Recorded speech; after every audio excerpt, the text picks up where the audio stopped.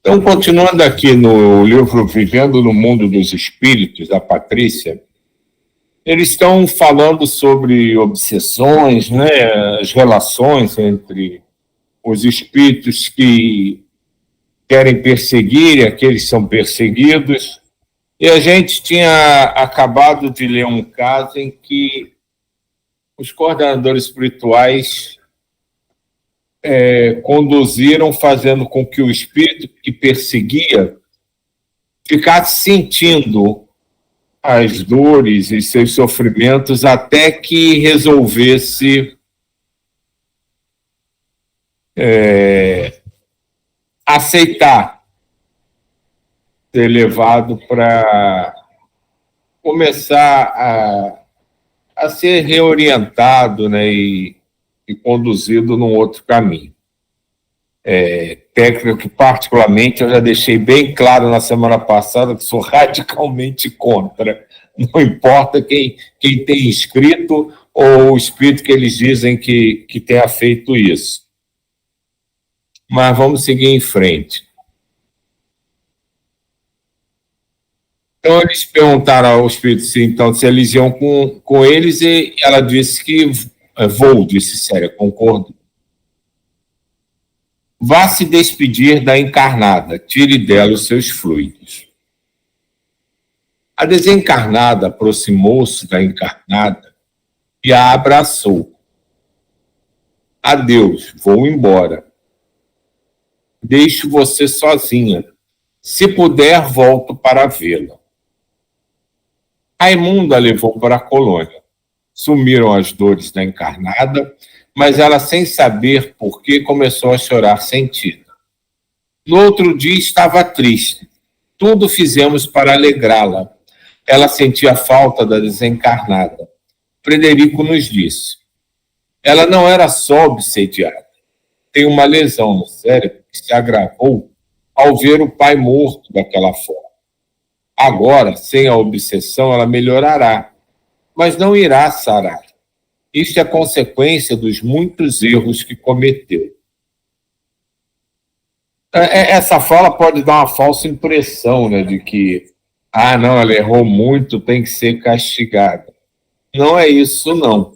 É que, pelo tempo que ela teve envolvida com vibrações e energias mais desarmonizantes, ela acabou levando a uma desarmonização do corpo físico.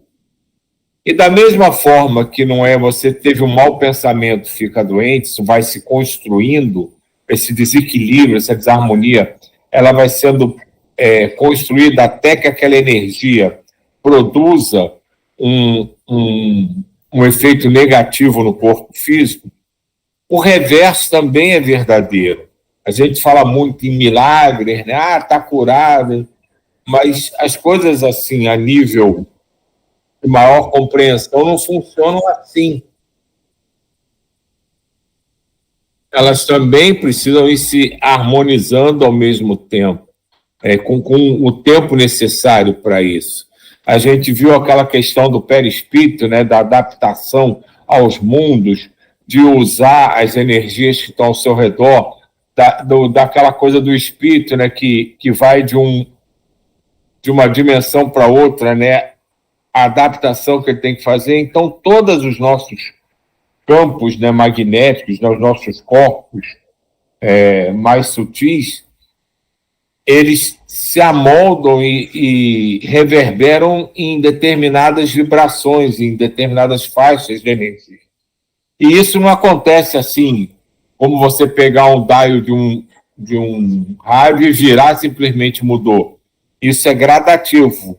Então, tanto a desarmonização causando a doença precisa de um tempo agindo para que aquele desequilíbrio se instale, como o retorno também não é imediato, como muita gente pensa.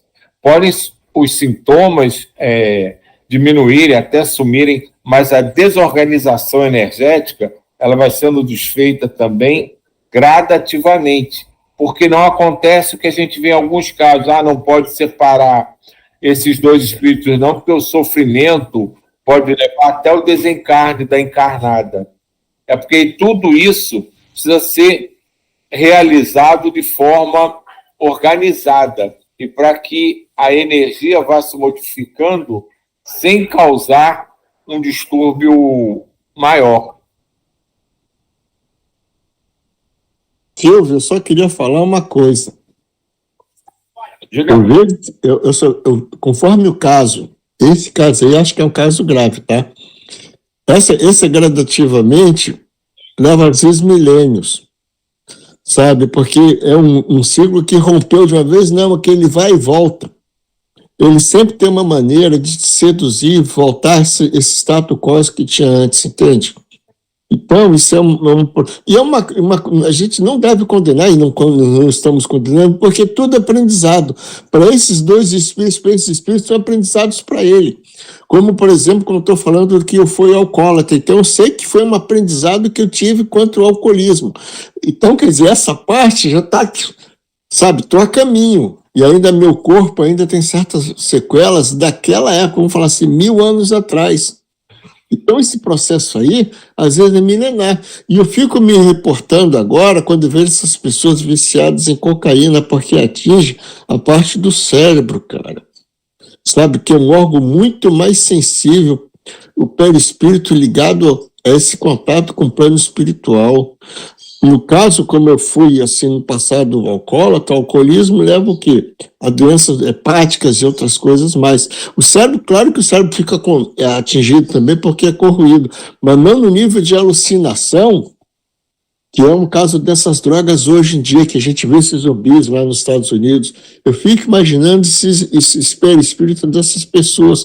Quantos milênios eles vão levar para se estabelecer. Não é criticando nada, não. Estou falando que é tudo aprendizado deles, entendeu? Como desses dois espíritos aí, tanto obsessor quanto ela, são educação deles, né? Para eles vencerem, se tornarem mais evoluídos, é só isso.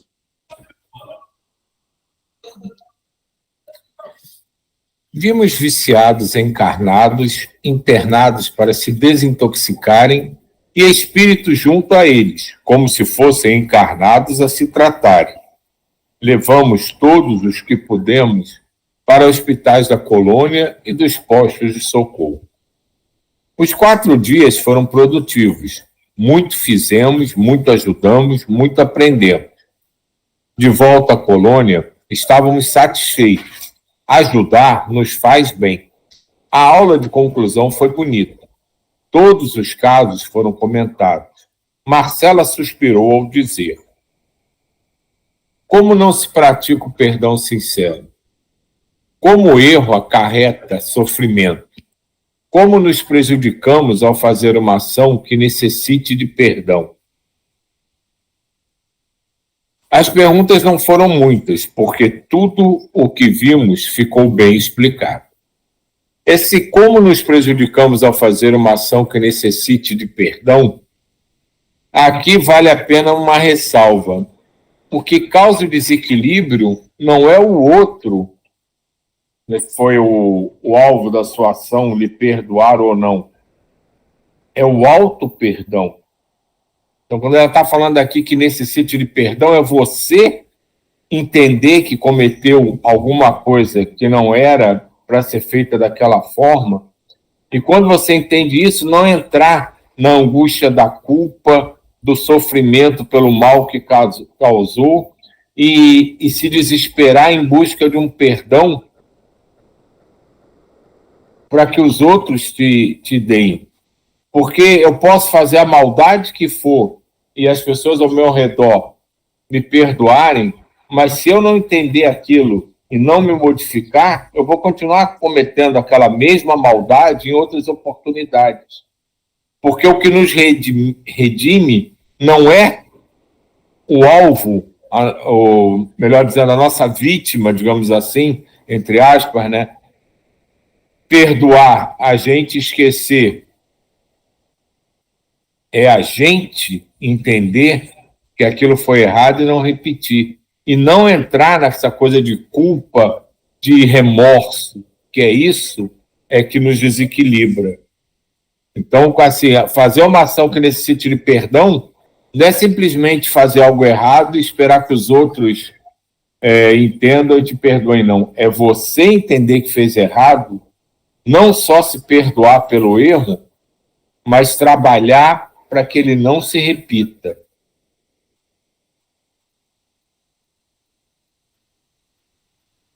Então, as perguntas não foram muitas, mas tudo o que vimos ficou bem explicado.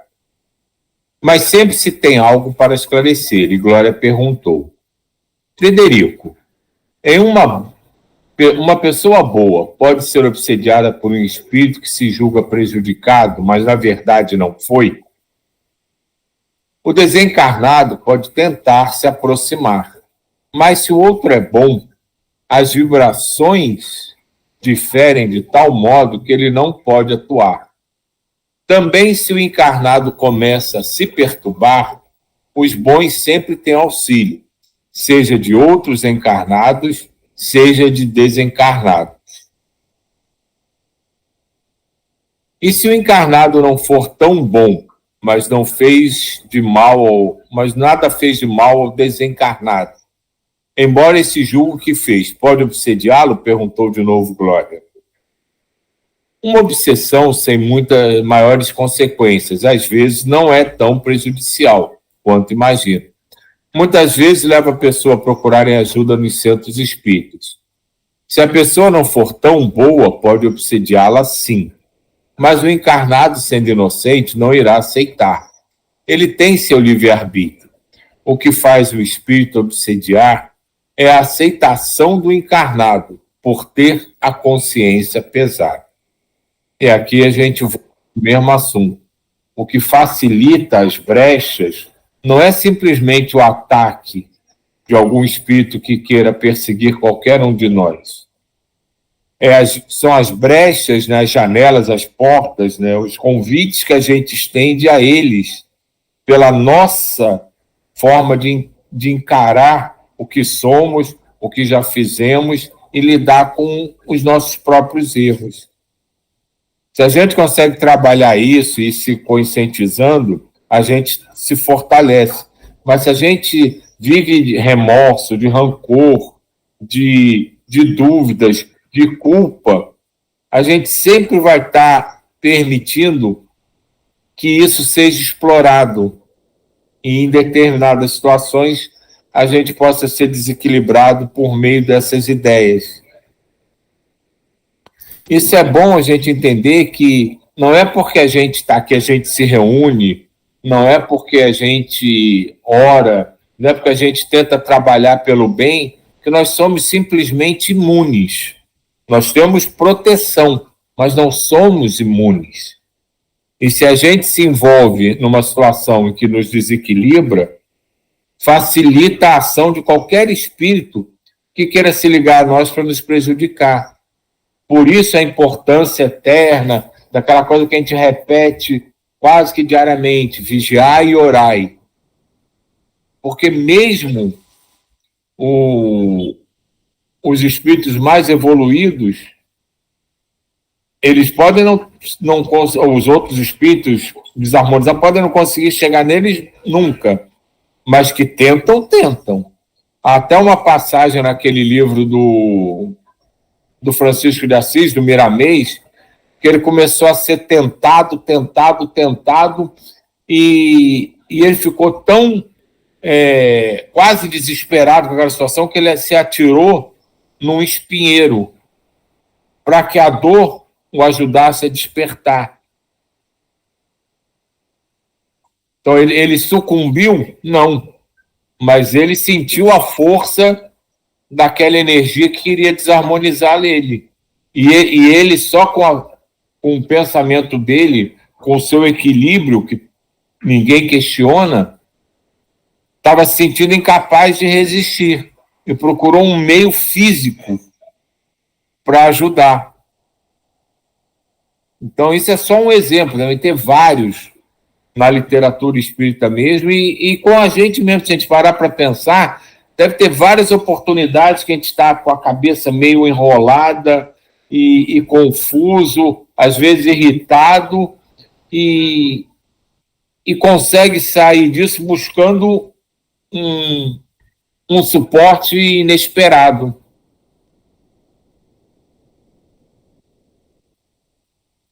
Silvio, Diga. veja só, que coisa interessante. Olha só, eu vou bater na tecla que você gosta de bater também, que é um fato. E esses encarnados, esses encarnados não foram tão bom, mas nada fez de mal ao desencarnado. Mas esse julga que ele fez, pode obsidiá-lo? Perguntou de novo a Glória. Obsidiá-lo não é. Isso aqui, mais o parágrafo de baixo, eu falo que acontece com os nossos filhos.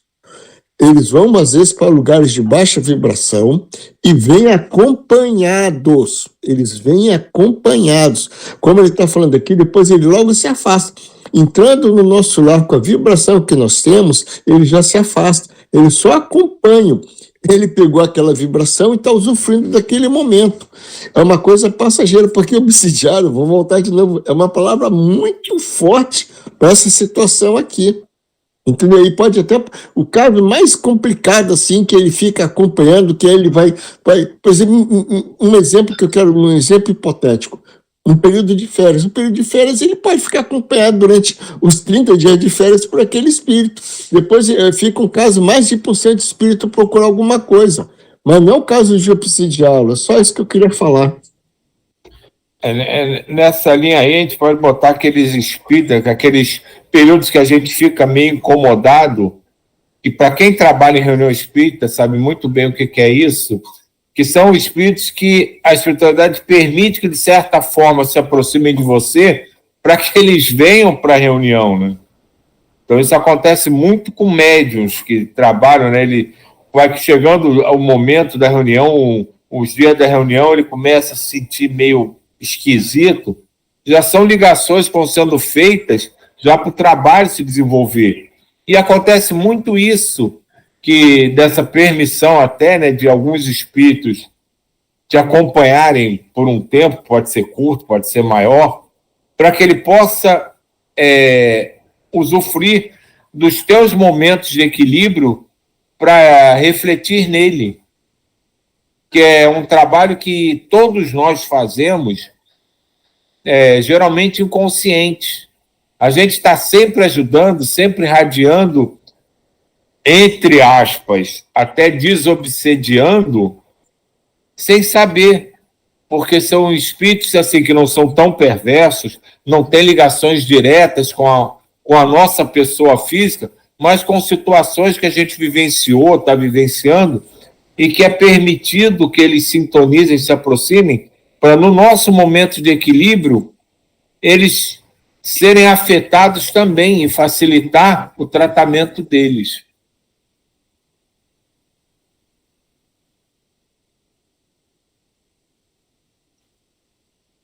A jovem do fogão irá sarar totalmente? Hilda perguntou. Acredito que sim.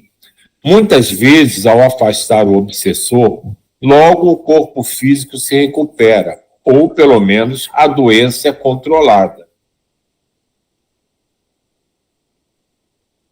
Vimos muitos obsessores perturbados. O que acontecerá a eles? Laís indagou. Chegará o dia em que serão socorridos. Aí serão submetidos a tratamento. Quando curados, vão estudar ou reencarnarão. Mas enquanto estão vagando, ficam a perturbar e perturbados.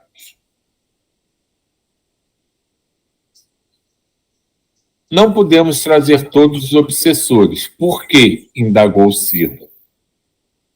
Seria bom curar todos, socorrer todos, mas isso traria resultado? Não, continuariam a errar. E para o erro não há reação. Podemos trazer os que conseguimos fazer querer o socorro. Argumentamos com todos, uns quiseram, outros não. Só forçamos a ex-escrava porque foi pedido pela encarnada. Solicitações que chegaram ao departamento de pedidos foram analisadas e concluiu-se que era chegada a hora de separá-las. Que bom se pudéssemos atender todos, mas como desta vez trouxemos muitos, haverá muitas outras vezes. Aos poucos serão todos a querer o socorro, só que aí haverá outros, mas o sofrimento cansa. e os obsessores sofrem também. Isso é muito bom a gente ler isso, né? E é aquela coisa, a gente nunca sabe os bastidores das coisas. Embora eu reclame muito do caso que ele bota aqui, né, que eles obrigaram, né? Claro que, assim, eu me chateio pelo meu entendimento atual, mas eu não tenho noção de como ele fala aqui. Foi conversado, foi tratado, eles acharam que tinha que ser feito isso. Partindo dessa explicação, eu até, embora a situação me incomode muito, eu entendo que tinha um mecanismo ali atuante para que aquilo fosse feito daquela forma. E o mais importante que isso é entender que nem sempre, por mais boa vontade que a gente tenha, a gente consegue realizar a ajuda que a gente gostaria de fazer. Por isso que... Diga. Por exemplo, essa técnica que você não gosta é igual um remédio ruim que você faz a pessoa tomar. Ela tem que tomar para ficar bom. Naquele momento, ela precisa daquele remédio. Então, por pior que seja você levar injeção ou tomar um remédio amargo, você precisa daquilo. De repente, ela não foi a solução que acharam para ela, foi o remédio amargo que acharam para ela. Não, pode ser. Talvez o que tenha me incomodado, eu não tenha gostado da forma como foi escrito. Eu achei que a situação foi mal descritiva. Ali, a forma como escreveram aquilo ficou meio... agressivo. Excesso de violência, uma agressividade desnecessária. Talvez não tenha nem sido assim, né? Mas pode ter sido mal escrito esse pedaço da história. Mas eu entendo e aceito, né? Aqui ele está até explicando. Aquele caso foi feito assim, porque teve uma argumentação, que também não é só porque encarnado pediu que eles foram lá e fizeram. Eles analisaram, ele deixa bem claro isso, né? As solicitações chegaram ao departamento, foram analisadas e concluiu-se que era a hora de separá-los, né? Então foi feito todo um processo de análise daquilo e concluíram que a melhor forma era aquela, embora eu, na minha ignorância, não concorde, né? E na hora me chateie, e a situação em si me chateie, mas talvez tenha sido a forma como foi escrito, não necessariamente a evolução da coisa. O que eu vejo, esse livro aqui, ele é muito sintético. Isso que o Silvio acabou de falar gera um livro para a gente ter toda a compreensão. E ela foi para um botão de um parágrafo. Se você folhar, aqui está cheio de parágrafos reduzidos, que são assuntos complexos. Então, esse livro aqui é como Vivendo no Mundo Espiritual. O que é? Isso assim, sabe? Como às vezes a gente fala, assim, coisas simples do dia a dia, só para passar uma ideia de como que é lá para pegar uma pessoa leiga. Nós aqui já temos mais exigências e vemos de outras formas. Isso tudo que o Solange acabou de falar é por aí. A gente pega a criança e engola, joga a goela dentro, o remédio, chora, não sei o que lá, porque a gente tem a concepção. Mas se fosse um livro que quisesse desenvolver, ele iria explicar tudo isso que o Silvio acabou de falar aí, a história dela, o que tem envolvido, a mãe, o pai, tarará, tudo. Por exemplo, como ele está falando aqui, ó, seria bom curar todos, mas esse trabalho, isso traria resultado. Vide um exemplo de André Luiz. Quantos capítulos foram que ele descreveu para ele ter o despertar dele? Não é? Quer dizer, que aconteceu do sofrimento fez ele se despertar para Deus. Como ela fala que perdão, ela simplesmente bota perdão, mas tem todo um processo que a gente conhece, que são desenvolvidos em outros livros. Isso aqui é sintético, que o objetivo dele é esse, passar uma palidez, assim, não é palidez, passar como é que é no mundo espiritual, vivendo no mundo espiritual. É assim, assado, não entra nos detalhes, eu vejo assim, é só isso. Tá perfeito, Joey. Teu a parte foi muito, muito interessante, perfeito, exatamente isso mesmo. Uma coisinha assim, É porque a gente fala assim, né, dos obsediados, aí falou de todas essas situações, de não muito obsediado, da palavra obsediado, né, que o Jair falou, obsediado ser pesado, dos espíritos que nos acompanham. Gente, a gente tem algum livro que fala dos espíritos bondosos que ficam do lado da gente? Porque a sensação, às vezes, juro por Deus, eu tô aqui assim, meu Deus do céu, eu não sou uma pessoa muito boa, vamos dizer assim, tem os muito bons e os bons, aí tá aí, né, tudo bem, aí vamos colocar lá que se eu tô por aqui, eu não sou lá tão boa, eu tô aqui na média, eu já tô aqui assim, cadê os espíritos bondosos? Eu quero um livro para os espíritos bondosos que estão me acompanhando, porque senão eu tô muito mal, juro, eu fiquei meio assim, ai não, tá difícil, viu? Diga isso aí. Paulo Estevam, um livro lindo. Aí você só vai ver espírito bom, sabe? Tem muita coisa assim nesse sentido. Me veio agora Paulo Estevam, mas não sei, tem outros aí. Não, certamente tem. Assim, falando sobre mediunidade, eu acho que não tem muitos, não. Tem mais livros contando histórias, né, de alguns, mas aí não fala dessa situação específica, fala de alguns ícones, né, da história da humanidade. Mas isso é um pouco aquilo que a gente já conversou, Diva. A literatura espírita é muito dramática e ela chama a atenção da gente. É aquela situação do... Por que a televisão não passa notícias agradáveis e boas? Porque ninguém quer ver isso. Todo mundo quer ver as desgraceiras, né? Aí todo mundo vai ver. E acho que é para chamar a atenção mesmo. Que a literatura, quando fala, né, do mundo, mostra sempre um aspecto pesado, sombrio. Tem uma trilogia do Robson Pinheiro que é pesadíssima, que é Senhores das Trevas, nem lembro mais dos outros dois títulos, mas assim, são livros pesadíssimos, que só fala parece a descrição do inferno. Eu queria, assim, sabe? Olha, eu aqui nas minhas... Tudo bem que a gente está gravando, mas eu queria assim, que tivesse essa aula, tudo bem, que eles vieram, tiraram esses espíritos obsediados, mas que eles mostrassem ali que também tinha espíritos bondosos acompanhando todos esses seres no dia a dia, porque senão fica parecendo que a gente está tão solitário, sabe, assim, dentro dessa... até essa coisa mesmo, né, de que a gente cai, mas tem espíritos bondosos o tempo todo nos amparando, porque senão fica uma sensação, meu Deus. Senão a gente sucumbiria com certeza, né? Mas a literatura é aquilo que a gente já falou, a literatura ela é meio voltada, acho que até pela a nossa capacidade de entendimento, a nossa intelectualidade mesmo, a nível do orbe aqui mesmo, né?